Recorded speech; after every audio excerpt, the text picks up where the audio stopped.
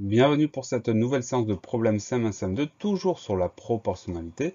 Et voici la séance numéro 3, allons-y. Cette leçon porte sur des problèmes de proportionnalité, on se rappelle de la définition. Pour que deux choses soient proportionnelles, il faut que leur rapport soit toujours le même. Par exemple, pour que le nombre de livres et le prix qu'on paie soient proportionnels, il faut qu'un livre coûte toujours la même chose, quelle que soit la quantité de livres qu'on achète. Revoyons comment utiliser le tableau de proportionnalité. Pour résoudre ce type de problème, nous allons utiliser ce fameux tableau, le tableau de proportionnalité. Et il y a trois façons différentes de s'en servir. On va voir tout ça dans le détail et ensuite on prendra quelques nouveaux exemples. Donc il y a différentes façons de trouver des réponses. Première façon, on peut chercher le rapport entre la première ligne et la deuxième. Deux t-shirts coûtent 16 euros. On cherche le prix d'un t-shirt. Un t-shirt coûte 8 euros. Donc on sait que pour passer de la première ligne à la deuxième, on multiplie par 8. Une fois qu'on sait ça, c'est très facile.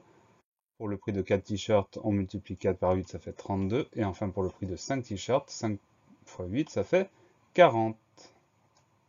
Voilà pour la première façon. Deuxième façon, nombre de tomates 4, masse 600 grammes. On cherche la masse de 2 puis de 6 tomates. Donc pour la masse de 2 tomates, on sait que 2 tomates, c'est la moitié de 4 tomates. Donc 4 divisé par 2, ça fait 2. On va prendre la moitié de la masse de 4 tomates, 600 divisé par 2. Voilà, on divise par 2 en haut, on divise par 2 en bas. Et ça nous donne la réponse. 600 divisé par 2, ça nous donne 300 grammes. Une fois qu'on sait ça, on va passer de 2 à 6. Pour passer de 2 à 6, on multiplie par 3. 2 fois 3, ça fait 6. On multiplie en bas aussi. 300 fois 3, ça fait 900. Donc, 6 tomates pèsent 900 grammes. Et enfin, troisième et dernière façon d'utiliser le tableau, le nombre de seaux. 3 seaux contiennent 18 litres, 2 seaux contiennent 12 litres. On va chercher 5 seaux. On peut utiliser des résultats qu'on connaît déjà. On sait que 3 seaux contiennent 18 litres et que 2 seaux en contiennent 12. 5 seaux, c'est 3 seaux plus 2 seaux. 3 plus 2, ça fait 5. Donc si on additionne en haut, on va pouvoir additionner en bas. 18 plus 12, ça va nous donner la quantité d'eau contenue dans 5 seaux. 18 plus 12, ça fait 30. Bravo. Allez, des nouveaux exemples pour voir si tout est bon.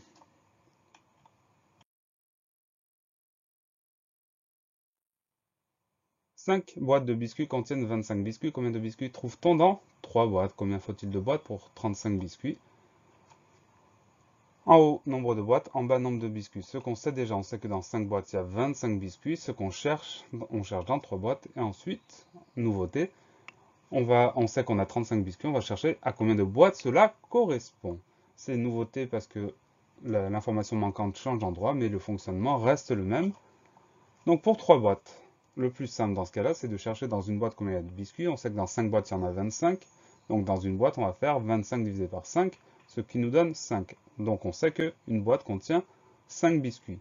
Pour 3 boîtes, on va faire 3 fois 5, ça nous donne 15 biscuits. Maintenant, on cherche dans combien de boîtes sont contenus les 35 biscuits. On sait que dans une boîte, nous avons 5 biscuits. Donc, pour trouver le nombre de boîtes que contiennent 35 biscuits, on va faire 35 divisé par 5, ce qui nous donne 7 boîtes. Donc, vous voyez, même si l'information manquante est en haut, on cherche toujours un moyen de trouver la réponse grâce aux résultats qu'on connaît déjà.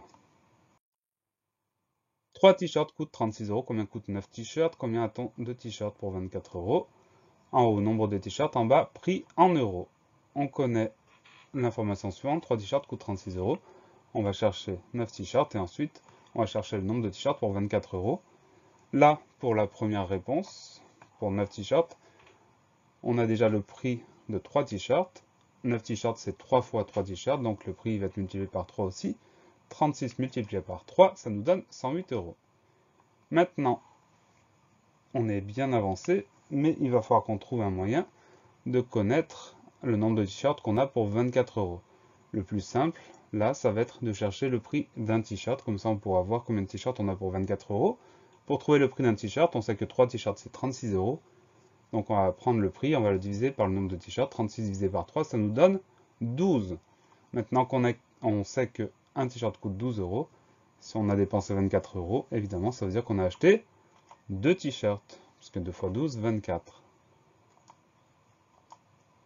Autre exemple, dans 2 wagons, il y a 116 sièges. Combien y a-t-il de sièges dans 8 wagons? Combien de wagons représentent 522 sièges? Nombre de wagons, nombre de sièges, et c'est parti. On sait que dans 2 wagons, il y a 116 sièges. On va chercher dans 8, et ensuite on va chercher pour 522. Pour la première réponse, on sait que dans 2 wagons, il y a 116 sièges. 8 wagons, c'est 2 fois 4. Donc on va faire 116 fois 4. Et 116 fois 4, ça nous donne 464 sièges. Alors, ensuite, on va chercher le nombre de wagons qui correspondent à 522 sièges. Comment fait-on ça? Eh bien, on va devoir, encore une fois, chercher dans un wagon combien on trouve de sièges. On sait que dans 2 wagons, il y a 116 sièges. Pour trouver un wagon, on va faire 116 divisé par 2, ce qui nous donne 58. Une fois qu'on a 58, on sait que dans un wagon, il y a 58 sièges. Là, on a 522 sièges. Donc, pour trouver le nombre de wagons, on fait 522 divisé par 58 et ça nous donne 9 wagons. 6 pains au raisin sont vendus 7,20 €. Combien coûte 3 pains au raisin? Combien ai-je de pain pour 14,40 €? Nombre de pains pris en euros. On sait que 6 pains coûtent 7,20 €. On va chercher 3 pains, puis 14,40 €. À combien de pains cela correspond? Pour passer de 6 à 3, on divise par 2. Donc le prix va être divisé par 2 aussi. La moitié de 7,20 €. 7,20 € divisé par 2, ça nous donne 3,60 €. Maintenant, on cherche pour 14,40 €. Donc si on est un peu malin, on sait, et on voit, et on peut vérifier, 14,40 €, c'est le double de 7,20 €. Donc on aura évidemment le double de pain. Le double de 6, c'est 12 pains au raisin.